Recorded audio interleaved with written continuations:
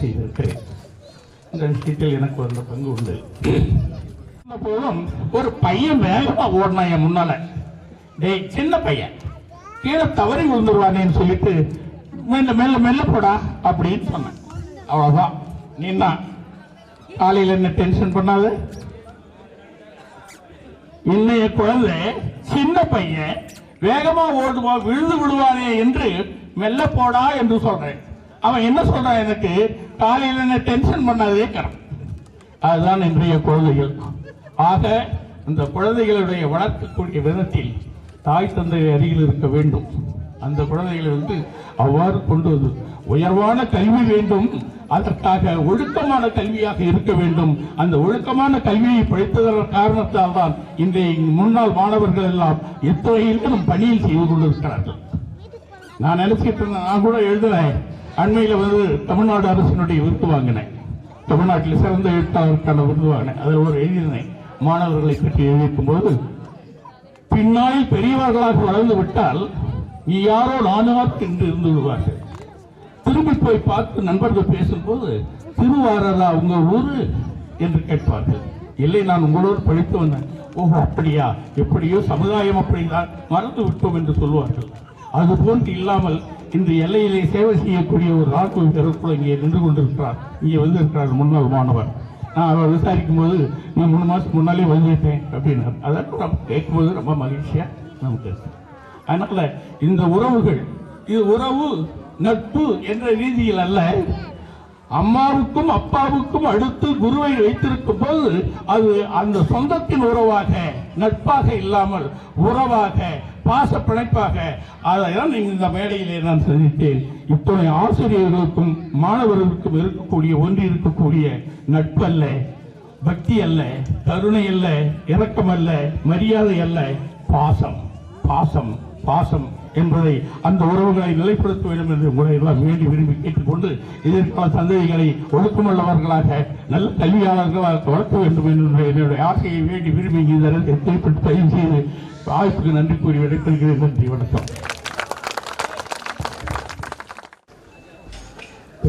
பசி டைம்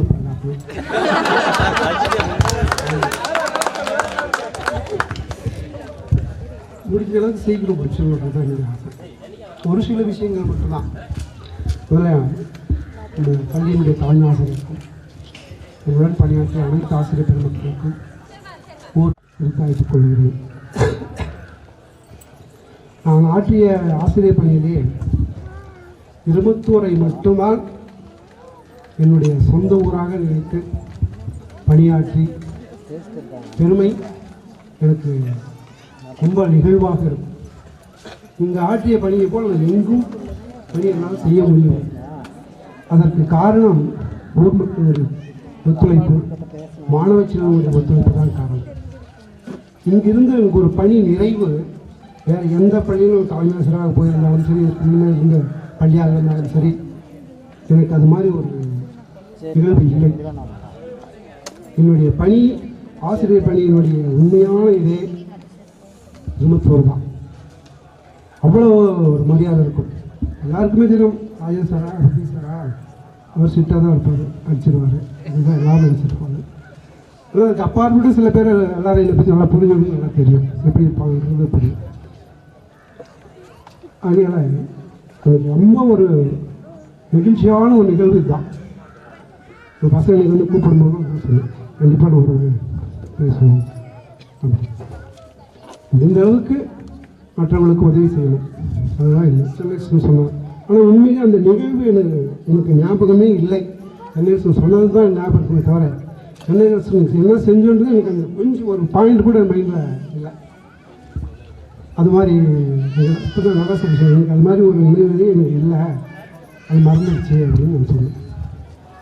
அதுபோல் முன்னாள் மாணவர்கள் அனைவருமே சொல்கிறேன், நாம் படித்த பள்ளிக்கு ஏதாவது ஒன்று செய்ய வேண்டும், அடிப்படை வசதிகளை செய்து கொடுக்க வேண்டும். அதே போல் நம்முடன் வயது மாணவர்களுக்கு ஒரு உதவிகளை செய்ய வேண்டும். அவர்கள் ஏதோ ஒரு கஷ்டத்தில் இருந்தால் அவர்கள் கண்டிப்பாக உதவி செய்து அவர்களை அழைப்பிக்க வேண்டும். அதே போல் நம்மிடம் படித்த நமக்கு சொல்லிக் கொடுத்த ஆசிரியர் யாராக இருந்தாலும் அந்த 5 எல்கேஜி யூகேஜி படிச்சது +2 வரைக்கும் காலேஜ் படிச்சவங்க பார்த்தோன்னே ஒரு மரியாதையாக இருக்கும், பார்த்து ஒரு பேசிட்டு போகணும்னு வச்சுக்கோங்க. அதை போல் ஒரு நிறைவு அந்த ஆசிரியருக்கு கிடையாது. இதுதான் முக்கியமான ஒரு விஷயம். அது கருத்து ஒரு முக்கியமான விஷயத்தை சொல்லணும். நம்ம எந்த பணிக்கு சென்றாலும் இப்போ அந்த பணிகளை செய்வதற்கு தடையாக இருப்பது நம்முடைய செல்போன் தான். வேலை செஞ்சுட்டே இருப்போம், கரெக்டாக போகணும் தான், கரெக்டாக போகணுன்னு வெளியே போயிடும். வேலை நீங்கள் பாருங்கள், பல விஷயங்கள் அந்த மாதிரி பார்த்துருக்கேன். கிளாஸில் கூட ஃபோன் வரும்போது நிறைய பேர் அந்த ஸ்டாஃபும் போவாங்க பேசுவாங்க. ஆனால் ஒரு சில ஸ்டாஃபும் கட் பண்ணி வச்சுட்டு ஆள் வச்சுட்டு அப்புறம் தான் என்னென்னு பேசுவாங்க. அதே போல் தான் நம்ம எங்கிட்ட படித்த மாணவர்கள் எல்லாருமே நம்ம எந்த வேலை செய்தாலும் அந்த வேலையை முடித்த பிறகு தான் எப்படி ஒரு 1/2 மணி நேரத்தில் முடிச்சிடும், அதுக்குள்ளே நம்ம பொண்ணு தலை போயிருப்பாங்க. அப்போ அந்த செல்ஃபோனை ஒரு கிளாஸ்க்குள்ளே போனாலும் சரி, ஒரு வேலை செய்யாலும் சரி, செல்ஃபோனை சைலன்ஸில் வச்சுட்டு இல்லை எங்கேயாவது ஒரு தாளை கட் பண்ணி வச்சுட்டு ஆஃப் பண்ணி வச்சுட்டு கூட போய் அந்த பணி நிறைவை முடித்துட்டு பிறகு தான் இந்த செல்ஃபோன். இதுமாதிரி நிறைய தவளை பார்த்துருக்கேன். ஒரு ஆஃபீஸுக்கே போவோம், போனோடனே நம்மளுக்கு பேசணுமா டக்குன்னு போனது எடுத்து வெளியே போயிடுவாங்க, நம்ம உட்காந்து இருக்கணுங்க. அப்போ என்ன நினைப்பாங்க, இந்த செல்ஃபோனால் நிறைய பிரச்சனை இருக்குது அப்படின்ற விஷயங்கள்லாம் நிறையா இருக்குது. நான் அது எல்லாத்தாலும் சொல்லணும்னு நினைப்பேன். இந்த செல்ஃபோனில் பல விஷயங்கள் பாதிக்குது. நல்ல விஷயம்தான் நம்ம எடுத்துக்கலாம். ஆனால் அதே சமயத்தில் நம்முடைய பணி, நம்ம நம்பி வந்திருக்கக்கூடிய பணி அவங்களுக்கு அந்த இதை செய்து முடித்து கொடுக்க வேண்டும் என்ற ஒரு இப்போ நமக்கு நம்ம வாழ்க்கையில நிறைய யூஸ்ஃபுல்லா இருக்குன்னு நான் நம்புறேன். வரக்கூடாது அப்படின்னு இல்லை, எல்லாருமே தான் வரணும்.